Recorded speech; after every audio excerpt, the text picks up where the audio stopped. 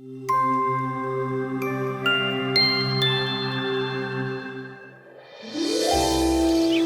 समय की बात है कि वहाँ एक राजा था। उसका छोटा सा राज्य इतना बड़ा था जहाँ तक कि उसकी नजर जाती, और उसे उससे बहुत प्यार था।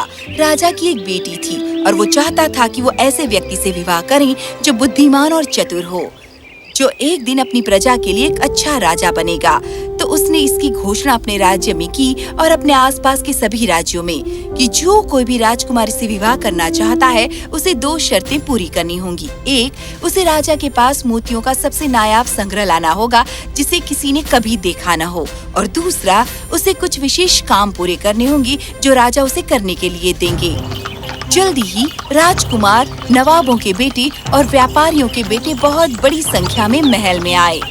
उनमें से ज्यादातर लोग सबसे उम्दा मोतियों के संग्रह लेकर आए जो आपने कभी न देखे होंगे, पर उनमें से कोई भी वो काम पूरा न कर पाया जो राजा ने उनके आगे रखा।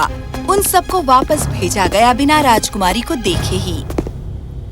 जल्दी ही संभावित दूल्हों की संख्या घटती गई और राजा चिंतित होने लगा। इतनी बड़ी दुनिया और मेरी बेटी के लिए एक अच्छा वर भी नहीं, ये कैसे हो सकता है? वो सब के सब या तो बस दिखावेबाज थे, मूर्ख थे या आलसी थे।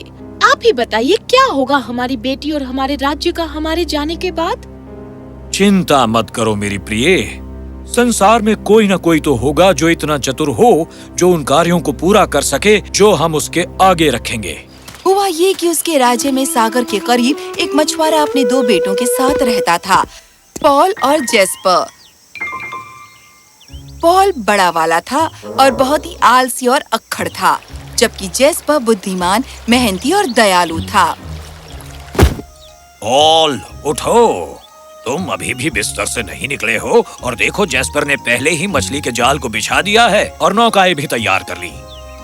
पिताजी, अगर आप सोचते हैं कि मैं आलसी और बेकार हूँ, तो आप मुझे ही काम करने के लिए क्यों कहते हैं? जेस्पर को करने दीजिए।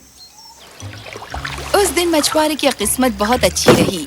उसकी जाल में 20 सीप फंसे थे, और जब उसने उन्हें खोला तो उसे बहुत ही अचंभा हुआ कि उनमें से हर सीप में एक मोती था जो रात के सितारों की तरह चमचमा रहे थे। निश्चय ही वो पूरे संसार में सबसे बेहतरीन मोती थे। वो घर गया और अपने बेटों को मोती दिखाए। 20 मोती सितारों की तरह चमचमाते हुए। पिताजी, अब क्योंकि हमारे पास मोती है, तो क्यों ना हम महल में जाने की कोशिश करें और देखें कि क्या हम राजकुमारी का दिल जीत सकते हैं। मैं तुम दोनों में सारे मोती बराबर बांट दूंगा, और फिर पहले पॉल और फिर जेस्पर तुम जाकर कोशिश करना। तो अगली सुबह पॉल मोती लेकर निकल पड़ा। वो जंगल में चलता रहा। अचानक उसे एक आवाज सुनाई दी। कृपया, क्या आप हमारी मदद कर सकते हैं? पॉल ने आसपास देखा और फिर देखा कि एक छोटी सी चींटी उसके हाथ पर रेंग रही है। हेलो, यहाँ ऊपर, वहाँ पर, क्या तुम प्लीज हमारी मदद करोगे? बीटल जबरदस्ती हमारे घर को हड़पने की कोशिश कर रहे हैं। हमें इसका बचाव करना होगा। हमें मदद की जरूरत है, वरना हम सब पराजित हो जाएंगे। प्लीज हमारी मदद करो, प्लीज। एक मनुष्य के लिए एक चींटी क्या मदद कर सकती है? चले जाओ यहाँ से तुम। मेरे पास और भी अच्छे काम हैं बजाय तुम्हारे इस छोटे मोटे झगड़े में समय बर्बाद करने के। और पॉल अपने रास्ते चल गया। थोड़ी देर बाद वो एक बूढ़ी औरत से मिला। हेलो नौजवान, तुम इतना सावधानी पूर्वक क्या उठाए ले जा रहे हो? मैं आग लेकर जा रहा हूँ, क्या आपको चाहिए? अंगारे? ऐसा है क्या? पर क्या तुम्हारे पास कुछ रोटी है? मुझे बहुत भूख लगी है, और जहाँ कहीं भी तुम जा रहे हो वहाँ निश्चय ही तुम्हें भोजन परोसा जाएगा। मैंने आपको बताया है कि मैं सिर्फ आग लेकर जा रहा हूँ। अब चली जाइए यहाँ से। मेरे पास और भी जरूरी काम है करने को, बजाय टांग अड़ाने वाली बुढ़िया से गपशप करने के। पॉल महल में गया और उसने अपने मोती राजा और उसके जौहरी को दिखाए। महाराज, मैंने इससे बेहतर मोती अपनी जिंदगी में नहीं देखे। वो जरूर बहुत नायाब लगते हैं, पर ये क्या है? ये क्या हो रहा है? मोती अभी भी अंगारों में बदल गए। तुम राजा के सामने नकली मोती लाए थे। तुम्हारी ये जुर्रत कैसी हुई? नौजवान, मुझे निराशा है कि तुम जैसा आदमी मेरे राज्य में रहता है और इसकी हवा में सांस ले रहा है। अब चले जाओ यहाँ से और फिर कभी मुझे अपना मुंह मत दिखाना।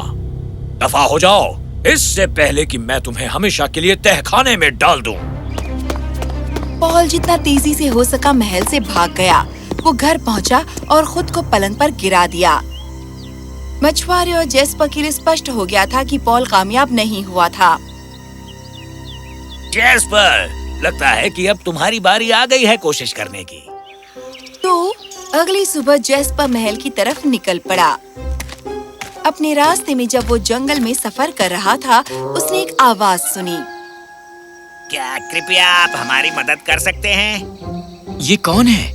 किसकी आवाज है जो मैं सुन रहा हूँ? हेलो, यहाँ ऊपर, वहाँ पर। क्या तुम प्लीज हमारी मदद करोगे? बीटल जबरदस्ती हमारे घर को हड़पने की कोशिश कर रहे हैं। हमें इसका बचाव करना होगा। किसी भी तरह उन्हें पराजित करना होगा। कल हमें कितने नुकसान उठाने पड़े, तब हमें समझ में आया कि बिना किसी मदद के हम उन्हें नहीं हरा पाएंगे। प्लीज हमारी मदद करो। खैर, किसी का घर हड़प लेना बिल्कुल सही नहीं है। बेशक मैं तुम्हारी मदद करूंगा। मुझे बीटल के राजा के पास ले चलो। हे बीटलों के राजा, जैसा तुम देख सकते हो मेरा आकार तुमसे कहीं ज्यादा बड़ा है और उसी तरह मेरी शक्ति भी। अपने पांव के एक झटके से मैं तुम्हारी आधी सेना को साफ कर सकता हूँ। समझ रहे हो तुम? और अब चींटियों का राजा मेरा दोस्त है। तुम उसके और उसके लोगों के साथ जो कर रहे हो वो गलत है। तो तुम चाहते हो कि मैं अपना जूता इस्तेमाल करूं, या तुम चींटियों को अकेला छोड़ दोगे और फिर कभी उन्हें नुकसान नहीं पहुंचाओगे? हम चींटियों को अकेला छोड़ने का वादा करते हैं। महाराज, चींटियों के राजा, मैं समुद्र के किनारे उस झोपड़े में ही रहता हूँ। अगर ये बीटल्स आपको फिर से परेशान करें तो किसी को भी मेरे घर भेज देना। मैं आपकी सुरक्षा करूंगा, मैं वादा करता हूँ। इसकी जरूरत नहीं पड़ेगी। सेनाओं, पीछे हटो। बहुत बहुत शुक्रिया मदद के लिए। कोई बात नहीं। आखिरकार किसी को भी इजाजत नहीं होनी चाहिए कि वो किसी अन्य के साथ अन्याय करे। आपकी मदद के एवज में महान जेस्पर, मैं आपको अपना वचन देता हूँ कि जब भी आपको मेरी जरूरत पड़े मैं मदद करूँगा। आपको बस यही करना होगा कि मुझे बुलाएं, चींटियों के राजा, और मैं और मेरे लोग प्रकट हो जाएंगे। मैं हमेशा ये एहसान याद रखूंगा। धन्यवाद महाराज, मैं हमेशा ये याद रखूंगा। जेस्पर अपने रास्ते पर चला गया और कुछ देर बाद उसे बूढ़ी औरत मिली। हेलो नौजवान। हेलो मोहतरमा, ये बहुत ही अच्छा दिन है ना? ये क्या है जो तुम इतनी सावधानी पूर्वक उठाए ले जा रहे हो? वो राजा के लिए मोती हैं। मैं महल जा रहा हूँ उनसे मिलने और देखना चाहता हूँ कि क्या मैं राजकुमारी का दिल जीत सकता हूँ या नहीं। राजा को मोती देना तो ठीक है, पर उन कामों को कर पाना बहुत कठिन होता है। क्या तुम्हारे पास रोटी है? मुझे थोड़ी भूख लगी है, और तुम्हें तो महल में एक शानदार भोजन मिलेगा ही ना। बेशक, शहर ज्यादा दूर नहीं है। आप ये ले लीजिए। आपका दिन शुभ हो। ये ले लो। अपनी दयालुता के बदले में तुम ये सीटी ले लो। शायद इस वक्त ये कुछ ज्यादा ना लगे, पर जब तुम इसे बजाओगे, जिस चीज की भी तुम ख्वाहिश करोगे वो तुम्हारे पास आ जाएगी। ये तो असाधारण सा उपहार है मोहतरमा। आपका बहुत बहुत धन्यवाद। जल्दी ही जेस्पर महल पहुंच गया और राजा को मोती पेश किए। जौहरी और दरबारी बहुत खुश हो गए। इस तरह के मोती हमने पहले कभी नहीं देखे। हर गुजरते क्षण के साथ लगता है उनकी दमक और बढ़ रही है महाराज। सच में बढ़ रही है महाराज। हाँ, वो कमाल के हैं। तुम्हें कहाँ से मिले नौजवान? मेरे पिता ने मछली के जाल में ये सीप पकड़े हैं महाराज। मछली के जाल में? क्या तुम्हारे पिता एक मछुआरे हैं? ओह हाँ महाराज, वो एक मछुआरा है। वो इस राज्य का पेट भरते हैं उन मछलियों से जो वो पकड़ते हैं। मेरे पिता बहुत मेहनत करते हैं और मुझे उन पर गर्व है। बेशक नौजवान, तुम्हारे पिता महान कार्य कर रहे हैं। ठीक है, अब आराम करो और कल हम तुम्हारी परीक्षा शुरू करेंगे। तो अगले दिन राजा ने जेस्पर को बुलाया और उसे एक अन्न भंडार में ले गया जहाँ मिले जुले अनाजों का ढेर पड़ा था। जैसा कि तुम देख सकते हो, इस ढेर में मैंने 5 तरह के अनाज मिलाए हैं। यदि तुम इन सब को अलग अलग कर सको, हर घंटे 5 ढेरों में सूर्यास्त होने से पहले, तो कल तुम अपने अगले काम की तरफ बढ़ सकोगे नौजवान। पर यदि तुम्हारा एक भी दाना गलत ढेर में पाया गया, तो तुम्हें घर जाना होगा। जैसा आप कहें हुजूर, मैं अपनी पूरी कोशिश करूंगा। तो राजा ने अन्न भंडार में जेस्पर को बंद कर दिया ताकि उस तक कोई और मदद न पहुंचे, और उसे अकेला छोड़ दिया इस असंभव काम को पूरा करने के लिए। जेस्पर ने 1 घंटे तक कोशिश की, पर उसने जल्द ही जान लिया कि दिए गए समय में काम करना बहुत कठिन है। अब मैं क्या करूं? हर दाना चींटी से भी छोटा है जिसे मुझे उठाना पड़ता है। रुको 1 मिनट, वो चींटियों का राजा। उसने कहा था मैं उसे पुकार सकता हूँ जब कभी भी मुझे मदद की जरूरत पड़े। खैर, अब समय आ गया है। महाराज, चींटियों के राजा! तो मैं आ गया दोस्त। मुझे बताओ, तुम्हारे लिए क्या कर सकता हूँ? आप आ गए? मैंने तुमसे कहा था ना, हम कहीं भी कभी भी आ जाएंगे। जेस्पर ने चींटियों के राजा को उस असंभव काम के बारे में हर बात बता दी। क्यों न तुम जाकर उस कोने में आराम कर लेते हो? मैं और मेरे लोग ये काम कुछ ही समय में खत्म कर देंगे।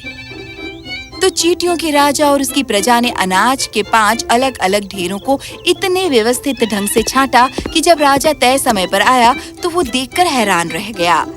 ये कि न केवल जेस्पर ने खुद को दिया गया काम खत्म किया था, पर उसने सोने के लिए भी समय बचा लिया था।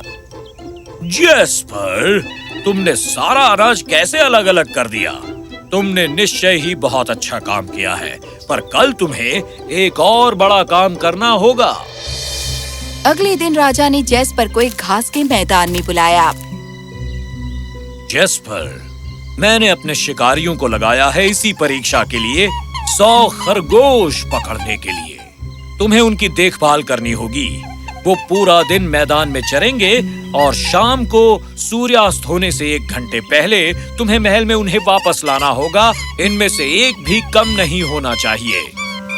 अगर एक भी खरगोश गायब हुआ तो तुम इस काम में असफल ठहरोगे और तुम्हें घर वापस जाना होगा। मैं अपनी पूरी कोशिश करूंगा महाराज। जेस्पर को पता था कि ये काम असंभव है। कौन 100 खरगोशों को काबू कर सकता है जो कहीं भी भाग सकते हैं, मैदान में या उससे आगे जंगल में? और वो जेस्पर के पास वापस क्यों आएंगे जब उन्हें राजा के पिंजड़ों से आजादी मिल जाएगी? जैसे ही उन्हें छोड़ा गया, खरगोश सभी दिशाओं में भागे और उनमें से एक भी अब नजर नहीं आ रहा था। जेस्पर के पास सब था, पर उसने ये काम गवा दिया था। जब उसने अपनी पॉकेट में हाथ डाला, जैसी कि उसकी आदत है, वहाँ उसे वो सीटी मिली जो जंगल में उसे वो बूढ़ी औरत ने दी थी। उसने उसमें फूंक मारी और तुरंत सभी खरगोश उसके पास वापस आ गए। तो महल में जाने का समय आया। अपनी सीटी का इस्तेमाल करते हुए जेस्पर सभी 100 खरगोशों के साथ लौटने में कामयाब हुआ। ये 100 खरगोश हैं महाराज। मुझे तो यकीन नहीं हो रहा। तुम अवश्य ही बहुत चतुर हो। शाबाश, तुमने असंभव काम कर दिखाए हैं। असल में महाराज, मैंने अपने खुद के बल पर यह परीक्षाएं पास नहीं की हैं। मुझे मदद मिली थी। ये संभव कैसे हो सकता है? जेस्पर ने राजा को सब कुछ बता दिया, उस मदद के बारे में जो उसे चींटियों के राजा से मिली थी और उस सीटी से जो उसे जंगल में उस बुढ़िया से मिली थी। आपने देखा महाराज, मुझे मदद मिली थी। मैंने अपने बलबूते पर यह परीक्षा पास नहीं की थी। खैर, मेरे लिए तुमने ये परीक्षा पास कर ली है, क्योंकि तुम्हें ये मदद तुम्हारी बुद्धिमत्ता और दयालुता के कारण मिली थी। मेरे राज्य के लिए तुम एक अच्छे शासक बनोगे। पर क्या राजकुमारी मुझसे विवाह करना चाहती है महाराज? हाँ, तुम बुद्धिमान हो, दयालु हो और चतुर व्यक्ति हो जैस्पर। मैं तुमसे विवाह करूंगी। और इस तरह जैस्पर और राजकुमारी का विवाह बड़ी धूमधाम से हुआ और वो हमेशा राजी खुशी रहने लगे।